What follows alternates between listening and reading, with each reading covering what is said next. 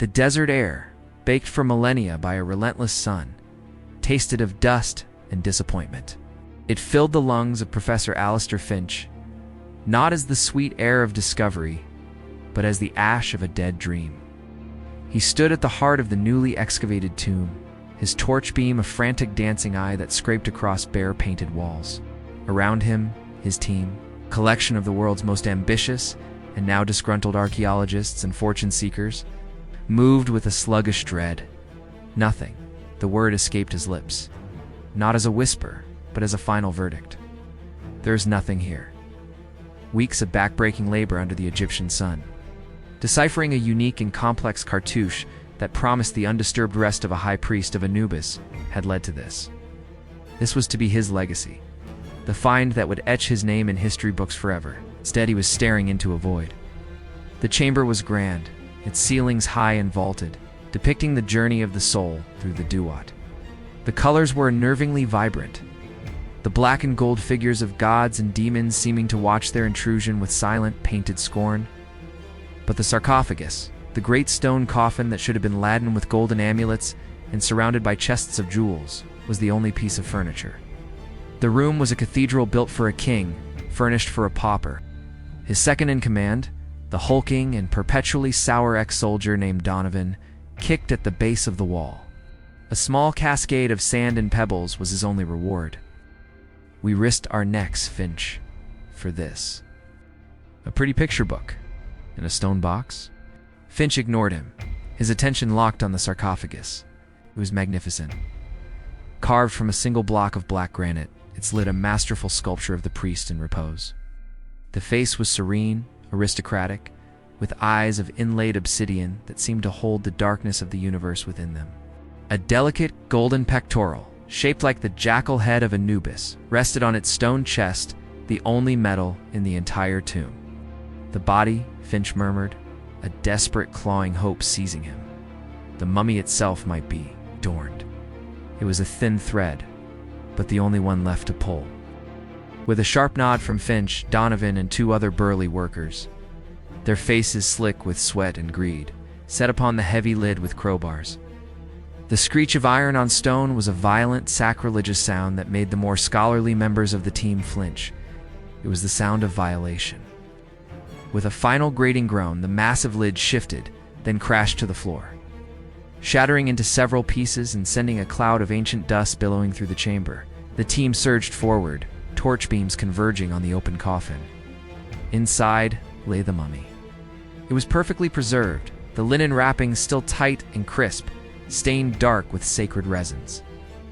A death mask of painted cedar would cover its face, a lesser, simpler version of the stone, one now broken on the floor, and that was all.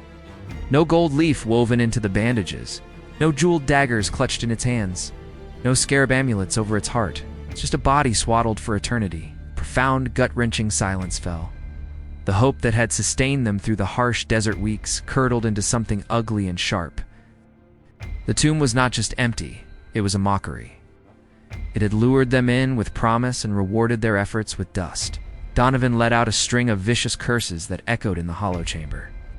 He slammed his fist against the sarcophagus, a useless, brutish gesture. Then, his eyes burning with frustrated avarice, fell upon the mummy. On the wooden death mask, on the pristine, unadorned wrappings, all this he snarled, his voice trembling with rage. For a dried-up corpse, he reached into the sarcophagus, his thick fingers closing not around gold, but around the neck of the ancient priest. The linen crunched unnaturally under his grip. Professor Finch saw the act, a cold knot tightening in his stomach. It was a line, a sacred boundary they had never crossed. But the bitterness in his own heart was a stronger poison. He said nothing. He simply watched his own scholarly integrity crumbling to ash as the first terrible seed of the curse was sown not by a spell, but by their own defiled hands. The silence that followed Donovan's first, blasphemous grip on the mummy's neck was short-lived. It was shattered by the sound of tearing linen as he wrenched the ancient priest from its sacred rest. The body, surprisingly light and fragile, crunched sickeningly in his grasp. He hurled it onto the cold stone floor of the tomb, where it landed with a dry, skeletal rattle. That single act broke a dam of pent-up frustration and greed. The expedition's discipline, already frayed by the empty tomb, snapped completely. What had been a team of scholars and laborers devolved into a pack of vultures, their disappointment curdling into a vicious need to despoil. Professor Finch stood paralyzed, a silent witness to the unraveling of his own legacy. His dream of glory had rotted into a nightmare, and he found he lacked the will to stop it. Donovan, his face a mask of brutish fury, brought his heavy boot down upon the mummy's chest.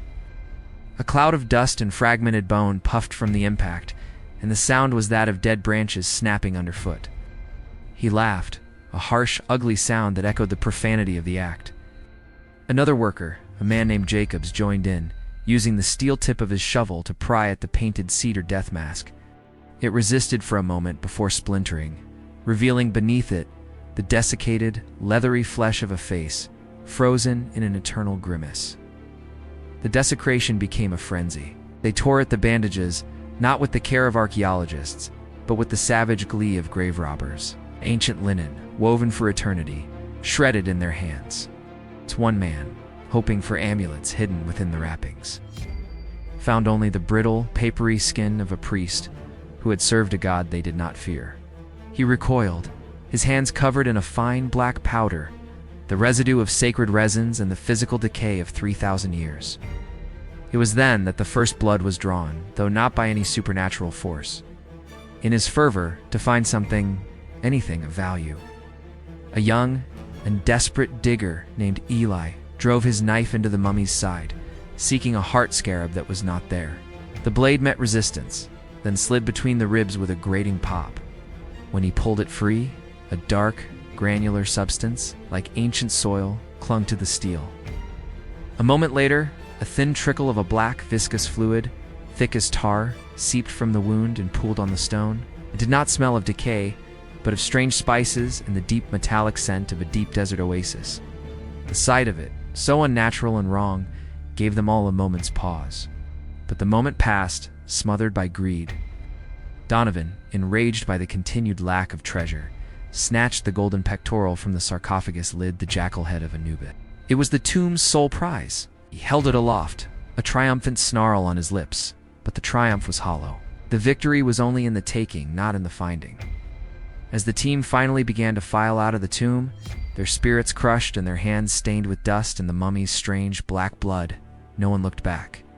No one saw the single, dislodged obsidian eye of the sarcophagus lid, lying in the shadow of the broken coffin.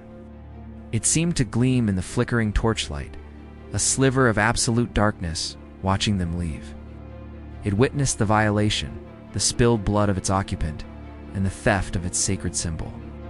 And in the deep, silent heart of the tomb, a new presence began to stir, not of stone and dust, but of a cold, patient, and utterly merciless wrath. The camp, nestled in the lee of a great dune, should have been a place of respite. Instead, it was a crucible of simmering resentment. The single golden pectoral felt like a taunt, not a treasure.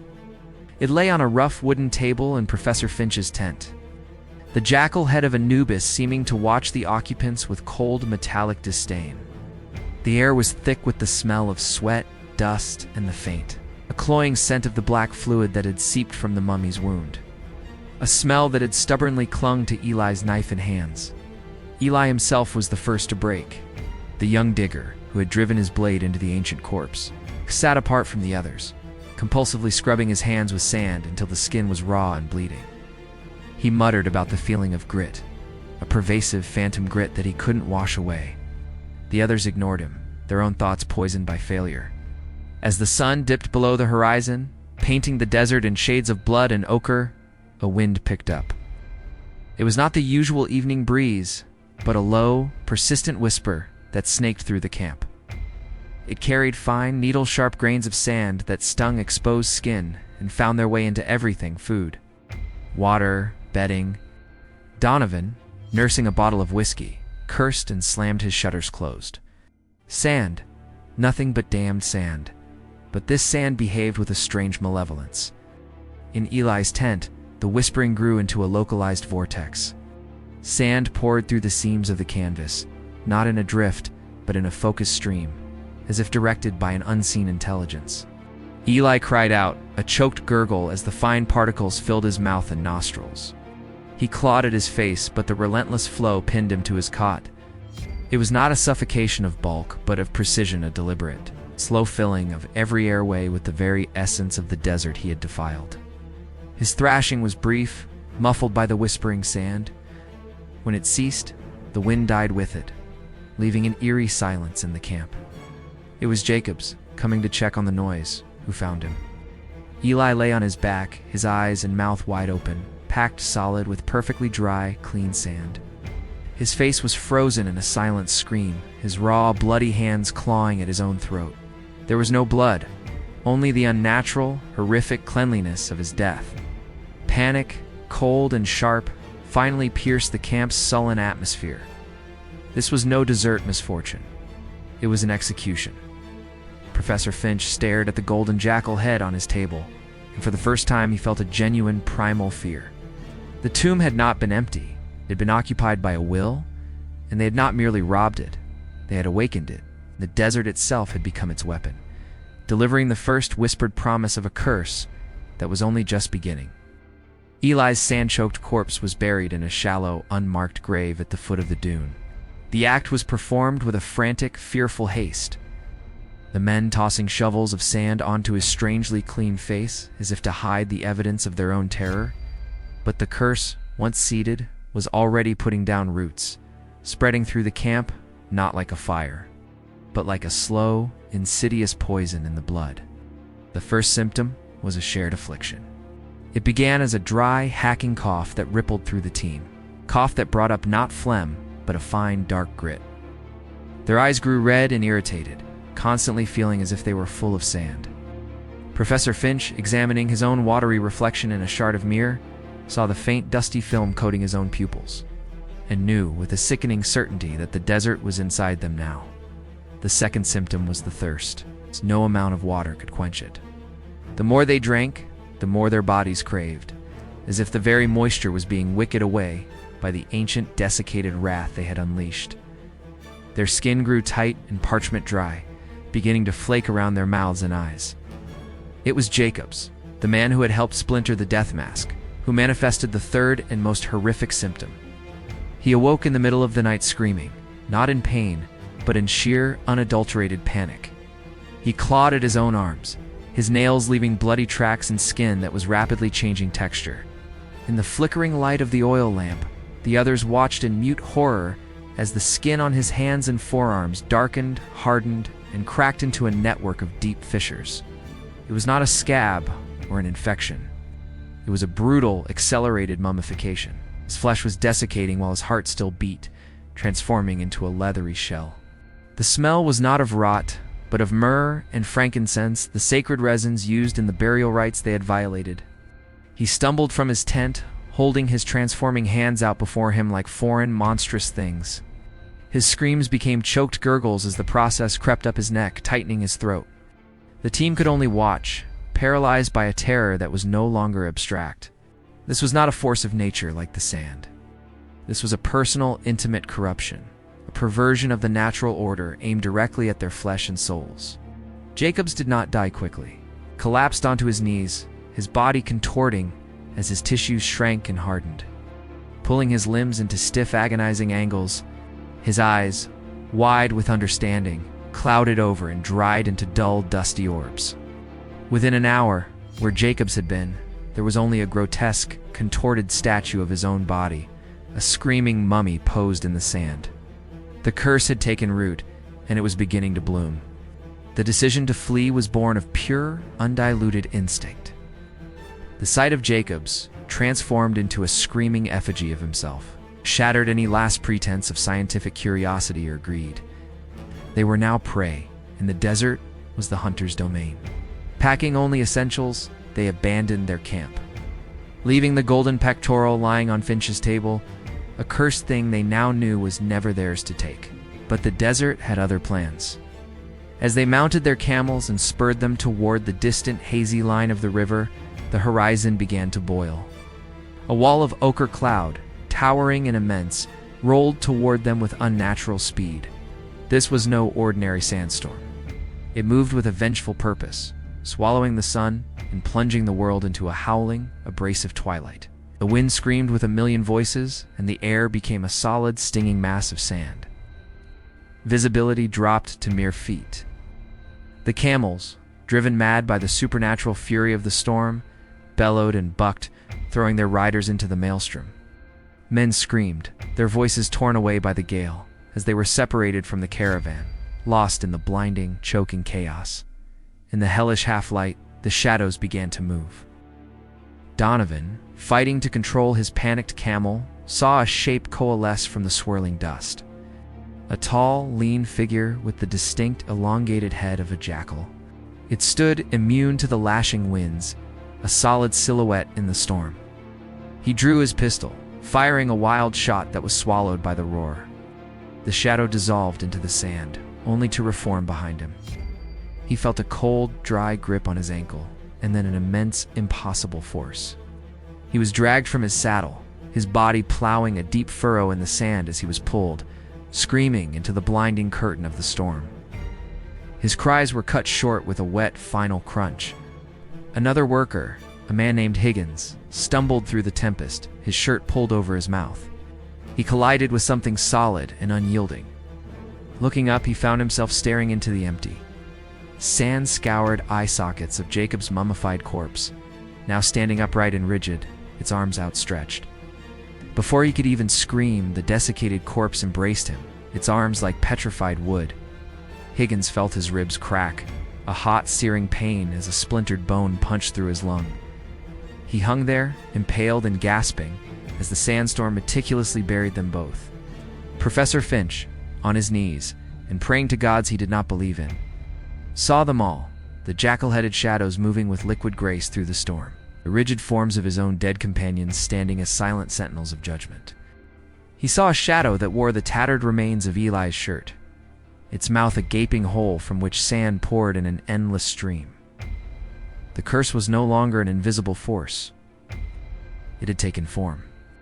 It was the storm itself and the shadows within it, and it was systematically, ruthlessly, culling the herd. The expedition was not escaping. It was being dismantled, piece by bloody piece, in the sand-choked arena of its own transgression. The sandstorm passed with the same unnatural speed with which it had arrived, leaving behind an eerie, blood-stained silence. The dawn revealed a landscape rearranged, dunes shifted to bury some horrors and expose others. Of the 24 men who had entered the tomb, only a handful remained. Professor Finch, his face a mask of cuts and grinding despair, huddled with 3 others, a cartographer named Lowell, and 2 young diggers, Carter and Reed. They were afoot, all camels lost, supplies reduced to a single canteen, and the clothes on their backs. The river was a forgotten dream, as their world had shrunk to the sea of sand and the exposed rocky plateau where the cursed tomb lay.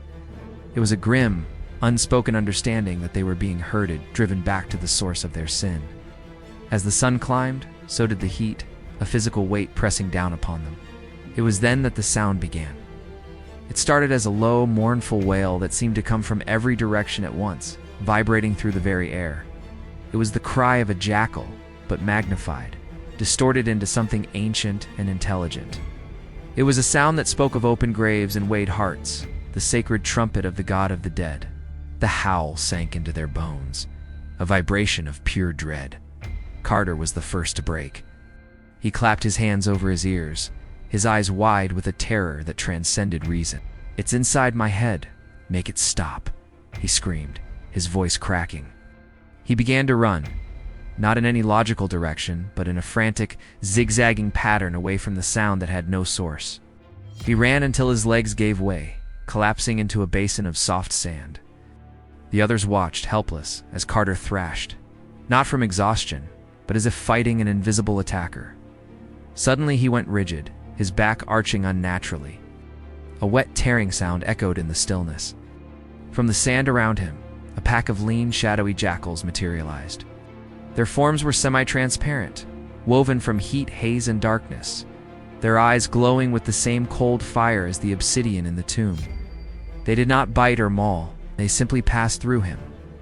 With each phantom pass, a piece of him was unmade. A long crimson gash opened across his throat without a touch. His right arm twisted and snapped, the bone jutting through skin that split like overripe fruit. It was a disassembly, a ritualistic slaughter performed by spectral hounds. His blood soaked into the thirsty sand, and the jackal's howls rose in a chilling chorus of fulfillment before they, in Carter's mutilated corpse, faded into the shimmering air. The howl ceased, leaving a silence more terrible than the sound. The message was clear. They were not just being killed, they were being judged, and the instruments of Anubis were here to conduct the trial. Their every step was a march back to the scales, and the price of their profanity was being collected in flesh and blood. Only 3 remained. Professor Finch, the cartographer Lowell, and the young digger, Red. They were ghosts of men.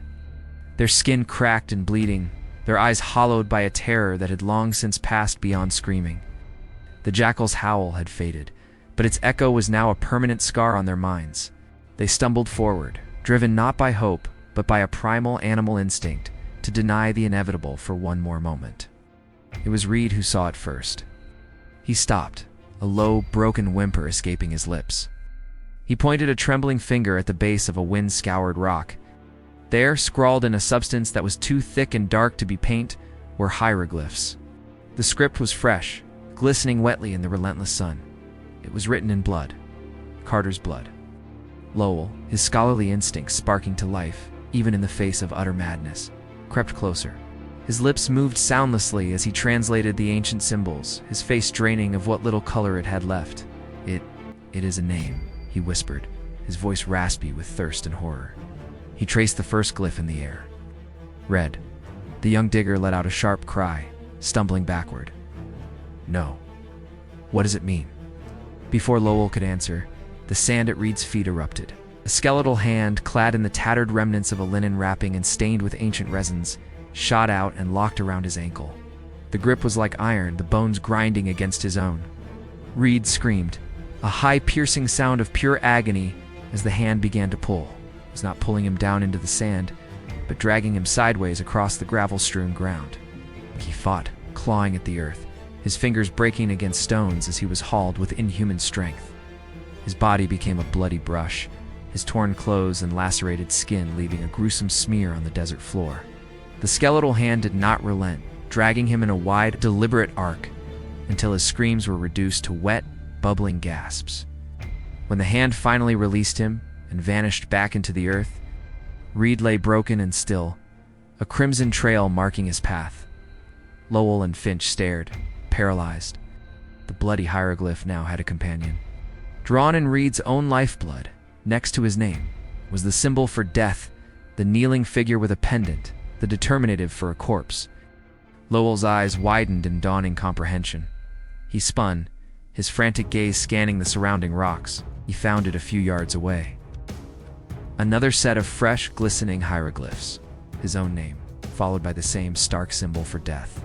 He barely had time to draw a shuddering breath before a shadow fell over him. It was the mummy of Jacob's, its rigid, screaming face now turned toward him, moved with a jerky, horrifying animation, its desiccated arms reaching. Lowell tried to run, but his legs refused to obey. The corpse embraced him, not with force, but with a terrible, final stillness. As it held him, Lowell's body began to desiccate, his skin withering and cracking, his life force siphoned away in seconds, until he stood as a second silent mummy beside the first. Then both figures crumbled into dust. Professor Finch was alone. His breath came in ragged, panicked sobs. He knew, without looking, what he would find. He turned his head, his movements jerky with terror. There, on a flat stone, his own name was written in the blood of his companions. And beside it, the hieroglyph for death waited patiently. The message was complete. The sentence had been passed. It was the last, and his judgment was now due. Alone. The word echoed in the cavern of Professor Alistair Finch's mind. A final terrible verdict. The bloody hieroglyphs bearing his name seemed to pulse with a dark light, a promise written in the vitals of his companions. He was the last. The sole survivor, not through strength or cunning, but simply because the curse had saved him for last. The architect of this disaster would witness the full measure of the ruin before facing his own. He stumbled backward, away from the grim message, but there was nowhere to go. The desert itself seemed to reject his footsteps, the sand pulling at his boots like grasping hands. A low groan, like shifting mountain stone, began to emanate from the earth. It was not the wind. It was the sound of memory, of ages long past, being dredged up from the deep places. The ground before him trembled and split. Not a wide chasm, but a precise geometric crack, outlining a massive rectangular shape. With a roar of grinding rock, a section of the desert floor thrust upward, shedding tons of sand to reveal a slab of black granite. It was an exact spectral replica of the sarcophagus lid they had shattered in the tomb, its surface carved with the serene, arrogant face of the priest. The obsidian eyes, whole and perfect, fixed upon him. A crushing pressure descended upon Finch, an invisible weight settling on his shoulders, his spine, his very soul. It was the weight of the history he had dismissed, the faith he had mocked, the sanctity he had defiled for a handful of glory. He fell to his knees, a cry of agony torn from his lips as he felt his bones creak under the psychic burden. Visions not his own flooded his mind. He saw the priest in life not as a dried corpse, but as a living mana, powerful servant of Anubis, presiding over solemn rites guiding souls to the afterlife, a man whose peace in death was meant to be eternal. Then the vision shifted to the violation. He saw himself through the priest's eyes, a greedy, petty defiler, standing silent as his men committed their atrocities. He felt the profane crunch of his own boot on the priest's chest, the savage tear of the bandages, the violation of the knife. He experienced not just the memory, but the emotion, the boundless cosmic fury of a sacred trust broken. The weight intensified, driving him face first into the sand. He could feel his ribs cracking, the air forced from his lungs in a bloody spray. This was not a physical death, but a spiritual execution. He was being forced to confess, to acknowledge the full scope of his transgression before the end. The granite lid above him seemed to grow, becoming the ceiling of the world, pressing down to grind him into the dust of the very history he had sought to plunder. He was not just being killed, he was being erased beneath the colossal, unforgiving weight of the past. The crushing psychic weight vanished as suddenly as it had arrived. Professor Finch gasped, his body screaming in protest, his mouth filled with the coppery taste of blood from a bitten tongue and cracked lips. He was lying in the sand, a broken marionette. The spectral sarcophagus lid was gone, but the memory of its pressure was branded into his nerves.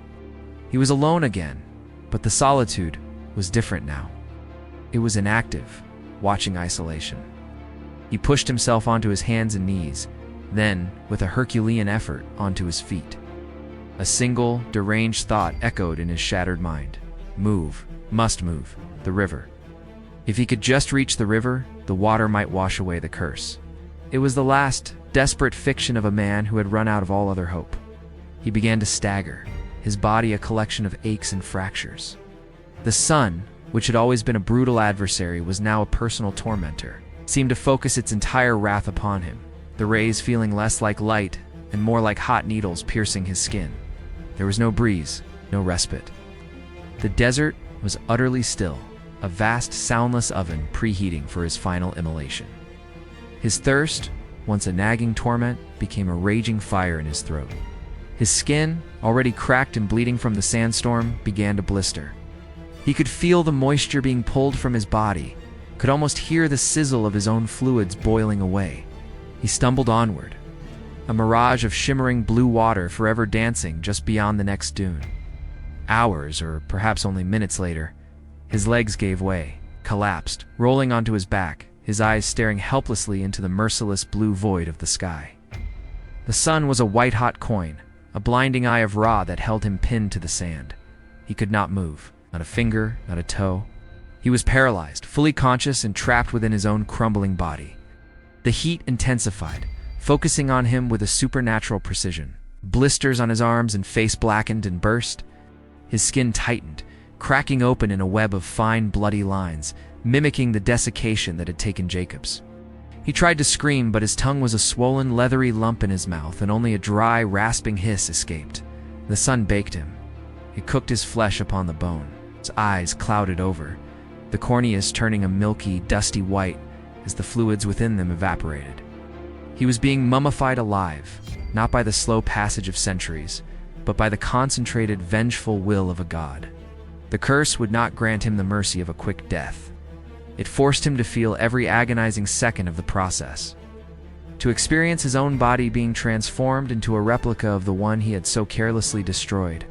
There, under the endless watching sun, Professor Alistair Finch became a part of the desert, a dry, blood-crusted testament to the fact that for some transgressions, there is no escape, only a slow, excruciating atonement.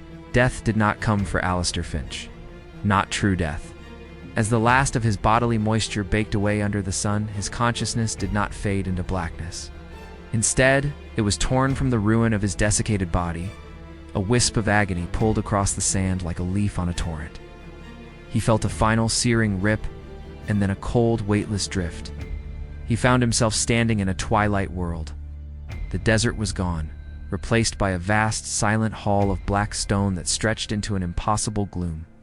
He was whole again, or at least the spectral memory of himself was whole, but he was not alone. Before him, towering so high its head was lost in shadow, stood a statue of Anubis, the jackal-headed god.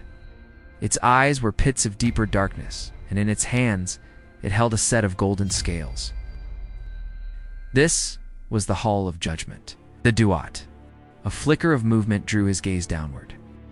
Lying upon the cold floor between him and the god was the mummy. It was not the broken, abused corpse from the tomb. The bandages were pristine, the linen white and tightly wrapped. The golden pectoral, the jackal head they had stolen, was back in its rightful place upon its chest, and the mummy was not still. It was rising. It did not move with the jerky stiffness of a corpse, but with the deliberate, powerful grace of a waking king. It sat up, then stood, its obsidian eyes fixing upon Finch's spectral form. There was no anger in that gaze, only a cold, ancient, and implacable judgment. The mummy raised a hand, and from the center of its chest a faint golden light began to glow. The linen over its heart smoldered and fell away, not burned, but dissolved by the pure, concentrated power within. There, hovering in a cavity between its ribs, was not a physical organ, but a radiant, beating heart of solid light. It pulsed with a slow, rhythmic thrum that vibrated through Finch's very soul, each beat a wave of pure, unassailable truth. This was the priest's heart, not the flesh that had been stabbed by Eli's knife, but the essence of his being, his I-be, weighed down with a lifetime of piety and purpose. Finch felt a corresponding terrible pressure in his own chest. He looked down and saw a dark, viscous shape coalescing before him. It was his own heart, manifested in this spiritual realm. But where the priest's was light and order, his was a writhing, ugly thing of shadow and grasping tendrils. It was a heart swollen with greed, scarred by arrogance, and blackened by the cowardice of his silent complicity. He could see the moments of the desecration playing across its murky surface like a poisonous film. The priest's heart glowed brighter, its truth an unbearable accusation. Finch's own dark heart squirmed, trying to hide from the light, but there was no refuge. The scales of Anubis began to tremble, the golden plates tilting. Finch knew, with a certainty that was worse than any physical pain, what the verdict would be. His heart was heavy with sin, and in the economy of the soul, there was only one fate for such a weight. The final confrontation was not a battle to be fought, but a judgment to be received. In the silent, suffocating grandeur of the hall, the only movement was the slow, rhythmic pulse of the two hearts.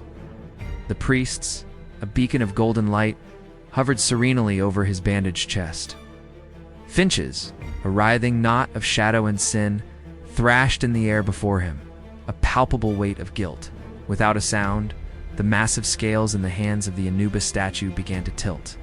On one golden plate, the feather of Maat appeared, glowing with the soft, implacable light of divine truth.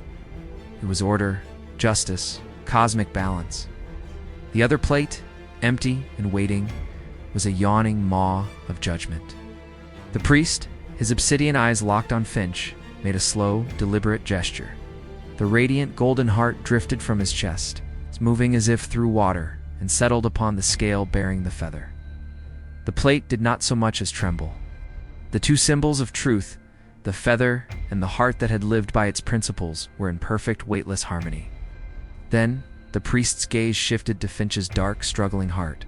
A final silent command passed through the gloom. The shadowy mass was seized by an invisible force and dragged towards the empty scale. As it was placed upon the golden plate, the effect was immediate and catastrophic. The scale shrieked, a metallic cry of protest, and plummeted downward, crashing against its stop.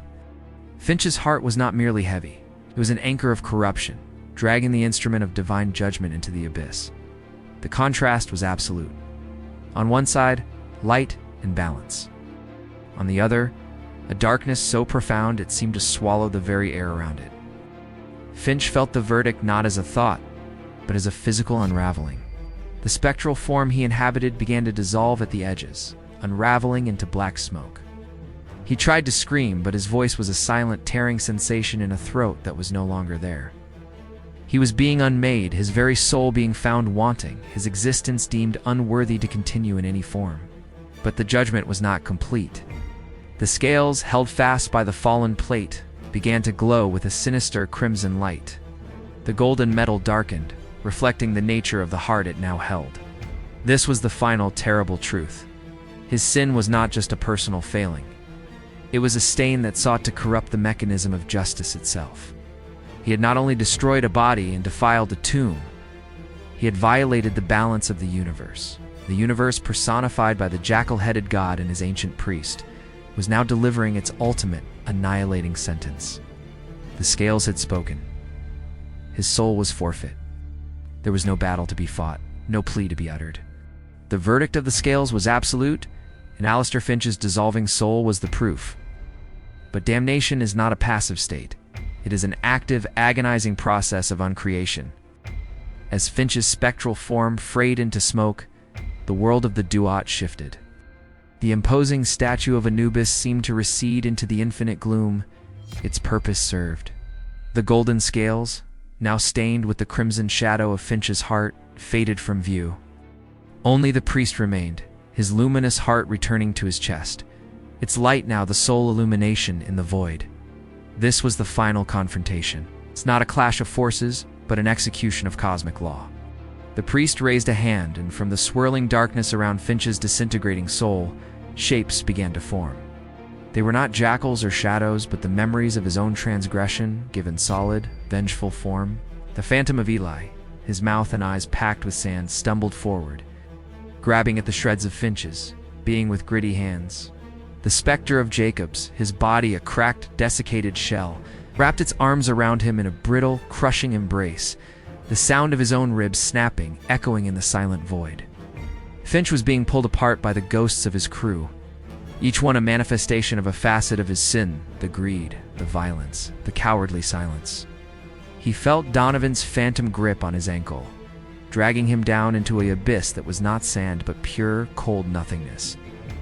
He was reliving every death, not as a witness, but as the victim.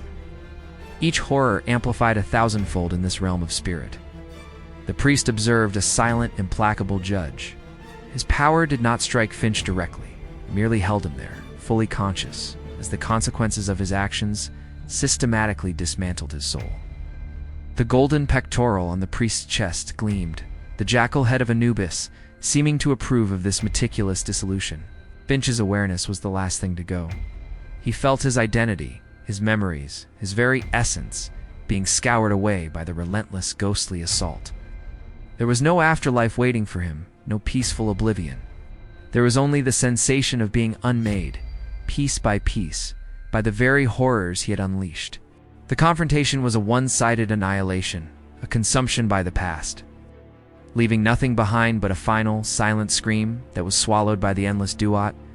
The priest had not just killed the man, he had erased the soul. In the world of the living, the desert sun reached its zenith, beating down upon the parched earth. The body of Professor Alistair Finch lay where it had fallen, a desiccated husk curled in the sand. Its skin cracked and blackened, its eyes milky stones. It was a monument to thirst and agony, a perfect, hideous mummy created in a single day. Inside that shell, a final, fading spark of consciousness remained, the last tenuous thread tethering the annihilated soul in the duat to the physical world. It was the expedition's last breath, held in a corpse's lungs. Back in the Hall of Judgment, the spectral disintegration was complete. The ghosts of the crew, their vengeance spent, faded back into the darkness from which they had been summoned.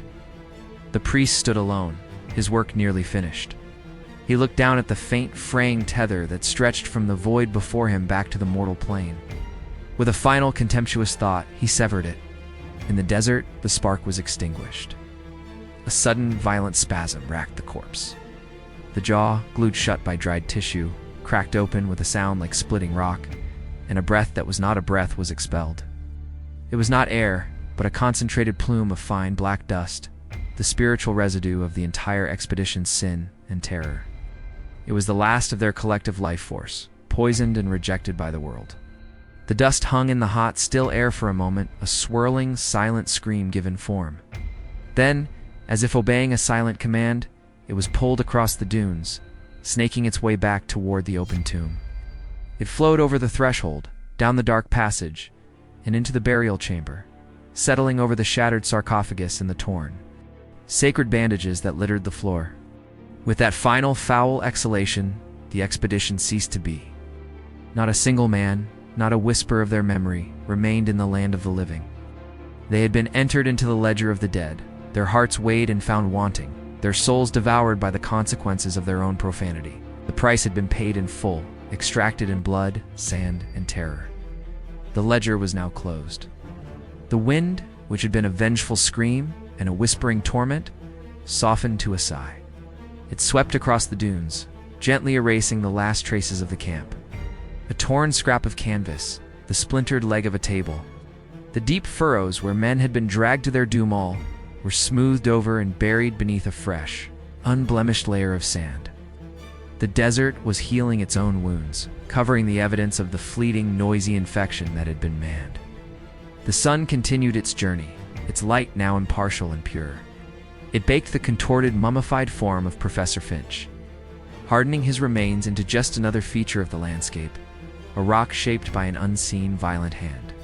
In time, even this stark monument would be worn away, grain by grain, until nothing recognizable remained. Deep within the tomb, a profound stillness reigned. The last of the black spiritual dust, the final breath of the expedition, had settled. In the absolute darkness of the burial chamber, a soft, golden light began to emanate from within the shattered sarcophagus. The fragments of the great stone lid trembled, then lifted from the floor, moving as if underwater.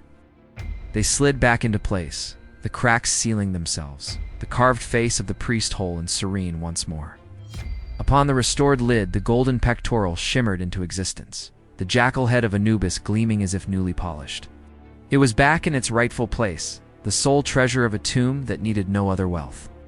Beneath the stone, in the sacred darkness, the priest was at rest. His bandages were whole, his body honored. The power that had animated him, the righteous fury of a god, had receded, its purpose fulfilled. The scales were balanced, the curse was complete. Outside, the moon rose, casting a silver light over the endless sea of sand. There were no cries, no whispers, no footsteps. There was only the patient, eternal silence of the desert. A silence that had witnessed empires rise and fall, and had now absorbed another small, insignificant tragedy. The peace of the ancients was restored, deeper and more absolute than before, guarding its secrets once again. Silence, the true and final victor, had returned.